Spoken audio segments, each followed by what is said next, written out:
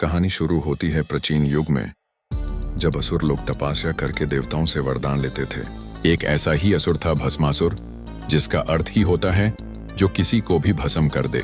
एक दिन उसने सोचा, मैं इतना शक्तिशाली बनना चाहता हूं कि जिसे छू लूं वो तुरंत भस्म हो जाए। इस इच्छा के साथ भस्मासुर ने हिमालय पर भयंकर तपस्या शुरू की। दिन रात सिर्फ एक ही नाम जपता रहा, ओम नमः शिवाय। उसकी तपस्या इतनी कठिन थी कि देवलोक तक ध्वनि पहुंच गई। देवता घबरा गए, लेकिन महादेव दया के सागर हैं। उन्होंने उसके सामने प्रकट होकर कहा, भस्मासुर, बोलो क्या चाहते हो। असुर बोला, प्रभु मुझे वरदान दो कि जिसे मैं हाथ लगाऊं वो तुरंत भस्म हो जाए।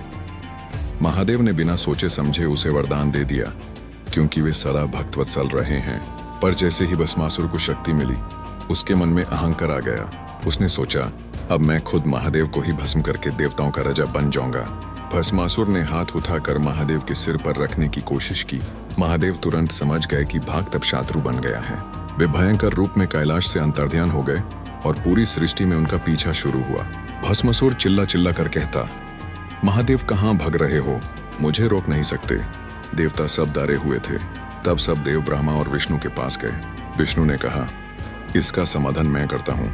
उन्होंने अपना मोहिनी अवतार लिया, एक सुंदर आकर्षक नारी का रूप। मोहिनी ने भस्मासुर के सामने नृत्य शुरू किया। उसका रूप इतना मनमोहक था कि भस्मासुर का मन मोहित हो गया।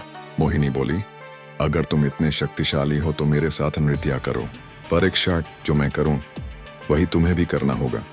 भस्मासुर मान गया। दोनों ने नृत्य शुरू किया। एक एक मुद्रा में मोहिनी ने उसका ध्यान पूरी तरह खींच लिया और अंत में मोहिनी ने अपना हाथ अपने सिर पर रखा। भस्मासुर ने भी वही क्रिया दोहरा दी। जैसे ही उसने हाथ अपने सिर पर रखा, वह तुरंत भस्म हो गया। देवलोक में शंख बज उठे। सबने हर हर महादेव का नाद किया। महादेव ने विष्णु का धन्यवाद किया और कहा, यही कारण है कि अहंकार का अंत हमेशा अपने ही हाथ से होता है। चाहे शक्ति कितनी भी मिल जाए, अगर मन में विनम्रता ना हो तो वो शक्ति खुद अपने विनाश का कारण बन जाती है। और इसीलिए महादेव हमेशा कहते हैं, मैं भक्ति से जीता जा सकता हूँ, पर अहंकार से नहीं।